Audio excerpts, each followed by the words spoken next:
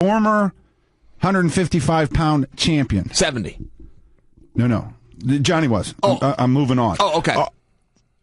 RDA is now moving up to 170. I hope he has great success, and I hope we start seeing a movement of people fighting at a normal weight for them. Everybody's not built the same. You're gonna have a guy. For me, that guy was John Morgan. He was a 180-pounder. He was an Olympian, a Greco guy. Alternate. Dan Henderson beat him. Okay, well, he made a team that they didn't go to. He made a world team and did go. You're thinking of Gordy. But to your story. No. John Morgan was an Olympian in, I believe, 80. Yeah, I just spoke on Marty Morgan. John Morgan was an Olympian. You're correct. Yeah, and I'm tough family. The last time I remember a scale seeing 180.5, I'm in the sauna in Vegas cutting this weight, and I'm cutting hard, that I think's hard, and I look at the dude that's the number one seed at the weight class, and he looks like he weighs 250 pounds, and he's going to weigh 180. My point is, not everybody looks the same. Your weight is your weight. Fight at it. Wrestle at it. I want to see more of that. I want to see less people missing weight, more people going up and having success, because I think if you give it time, Gastelum, he's a 185-pounder. Do you know why? Why? Because he's fighting so damn well at that weight class. That's his weight. I hope RDA has tremendous success at 170. Does that mean he's going to be the 170-pound champion? No. But he could. It would be good for the sport if he came through and got that title and made people look at it a little bit differently. Hey, I can have success and not starve myself to death. Hey, you're preaching to the choir on this one, man. That it's always better to go up. I talk about it all the time. It is not a weight advantage. It is a weight disadvantage. We're seeing guys that are having success by going left, right, and center. Anthony Johnson used to be a 170-pounder. Anthony Johnson used to be a 170-pounder. He never got a title shot at 170. He used to be a 185-pounder. He never got a title shot at 185. Look at him now. It's always better to go up. It happens every time. You're talking about RDA. If RDA could be the 155-pound champion, which is the hardest weight class there is, unless it's 145, but it's one of those two. That's the hardest weight class. There's 10 John Joneses at both of those weight classes. If he can win it at 155, he can damn sure win it at 170. And I'm with you 100%. I think Johnny's going to have a big level of success. And I also agree with you that not everybody is the same. The body. And Johnny will probably have a challenge with the height more than he will the weight. He is a 185-pounder. He couldn't make 170. He can make 185. That makes you a 185-pounder. If you can't make 170, you're a 185-pounder. You got to go up. Let's see how he does. But I think he's going to do quite well. And if he captured the title at 170, he can capture it at 185. Of course he can. Now, a guy that had tremendous success at 155, moved up to 170, had tremendous success, did lose his last match out.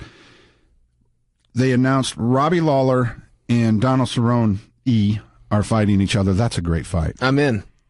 I'm totally in for that. There was a few things they were trying to do with Robbie, and there's really no telling where he was going to end up, and he's such a killer.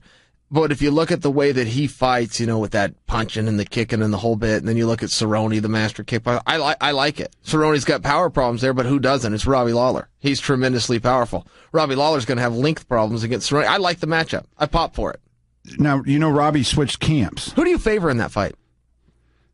I don't need a full breakdown. They just announced it. I'm a fan of both. I'm going to go with Robbie. He's the former champ at 170 pounds. I'm going to go with him. And you said that Robbie switched camps. I knew he had that falling out at ATT, but he lives in Florida now. So where is his new camp? Well, I noticed this in the countdown show for DC and Rumble.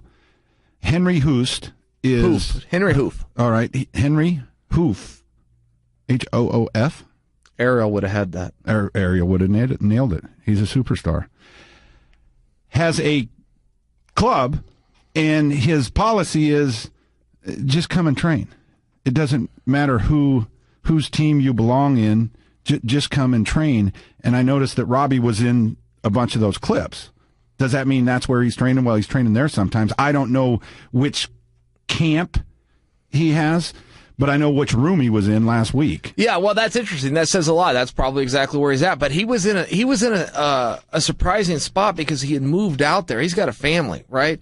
Little ones and all. And it's like, well, when you make a home, it is hard to uproot, but he's done it before. He did it from Iowa out to Arizona, out to Florida. So he's not a guy that's against moving, but it's still a tough thing to do, particularly when you've got kids. So he moves out there. It's some kind of falling out with ATT. That story never came out. They loved him and he loved them, and his career totally changed at the exact same time that he joined ATT. So when I saw that there was that breakup, I thought, well, what's he going to do? How many gyms? I know Vitor's got something going on out there. The Black Zillions are out there. I don't know how long of a drive that is. Henry Hoof is out there. So I know you got the bodies, but again, it comes to proximity. Can he make the drive each time? I mean, he's right there at Coconut Creek and ATT, and then Poirier came out and spoke on that, gave us the most insight that we have to that entire breakup, and Poirier was very close to the vest and said it was a misunderstanding and tried to get out of the question as quickly as he got into it, but he said there was some kind of a communication error.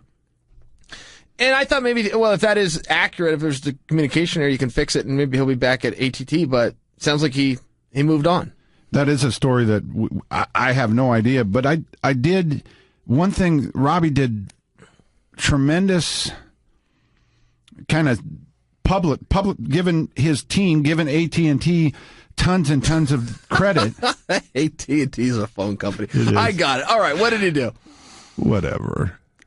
Go ahead. He was just pubbing AT&T. Yeah. ATT. There you go. Not anti. It's the same. American Top and Team. American Top and Team mobile communication company, also training superstars. Fine. Maybe they combined. You don't know they didn't. I feel like I threw you off your train of thought. So what? He did a great job of plugging them. Yeah. So for him to go to a different camp and nobody talk about it, that is interesting. Yeah, and there is a bit of a storyline there too, because you and I have talked about it. We've had Robbie on the show a couple of times and asked him straight up. So many circles I've been. Robbie Lawler's whole career changed out of nowhere. He got better with age. Very rare in an athlete. Robbie was one of the guys, and he was somebody you had to respect, and he'd put you down, and he was gritty, and he was mean, but the blueprint to beat him was definitely out there. Take him down and submit him. And a lot of guys had done that. It had happened in his career a number of times. And all of a sudden, Robbie can fight all night long. All of a sudden, he's not a first round, I got to knock you out, or it's likely going to tip your way kind of guy. Or if you get me down, I'm not going to get back up kind of guy. All of a sudden, he's Mr. 5-rounder. He's Mr. losing fights and come back and wins them in the 5th round, in the 22nd and 24th and 25th minute, right? He's a world champion. All of a sudden, this go take him down and submit him. Guys can't even take him down anymore. I mean, his career, it was just phenomenal. And the only thing you could point to that made any sense, where you could actually measure it and go, okay, this changed as a fan, as you and I sitting here in the studio, was the fact that he did go out to ATT. That does match up time-wise exactly when his career changed, and all of a sudden, instead of being a 4-minute fighter, he was a 25-minute fighter. Instead of being one of the guys, he was the guy. So now he's left that. Whatever it was he found, whatever shiny trinket he found is now gone. Does he get better? Does he improve those skills, or does he digress? And so many times we do see fighters with change, it not serve them well. Robbie's a killer. None of that's meant to be a commentary in the least against him, but it is a talking point as he goes into this fight. Are we going to see the best Robbie Lawler, or are we going to see a different Robbie Lawler? And when a guy's in his 30s, his mid-30s, to change anything is very hard to do, Joel. Right? If a guy all of a sudden is a Muay Thai fighter, and the next thing you know, he's at a Taekwondo gym learning these new skills, it's like, yeah, that's pretty cool, but what you largely use in the professionals, baseball, football, MMA, anything, are things you learned 20 years ago. Things you picked up at 9 years old. 14 and 15 and 17 years old is what you're using on Saturday night in that ring or cage or field or court. So it is pretty tough to take a guy his age and give him anything new. And who knows if they're even trying to. A good coach wouldn't. A good coach would take what he does well, expand upon it, and go from there. But I think there's a talking point on that. What kind of a Robbie are we going to see? We're going to find out. One of the things that I've enjoyed the past month, 6 weeks, is just watching you maul people and you getting back to that point where, God, this is all I need to do. This is what got me to the top. This is all I need to concentrate on. I appreciate you saying that. And when I speak on the fact that when fighters change, and you can use it in any sport you want, but when they change and learn new tools, it's so important to constantly evolve. It's basic biology. You either evolve or you become extinct. In the process of trying to evolve, when you pick up these new toys, if you don't remember and still play with your old toys, you can lose those. And now all you're stuck with is these new ones. But it takes years upon years to be able to get that timing perfectly to use it in a live competition. And it can really work against you. And I have done that. And, to your point of getting back to, hey, this is what I need to do, I have got away from that. So that's why I can see it when other guys do it, largely because of mistakes that they make. I try to learn from and not do, and largely because of mistakes I've made and I try not to do. And I'm a position guy. I'm a position and pound, not a position and then look for submission.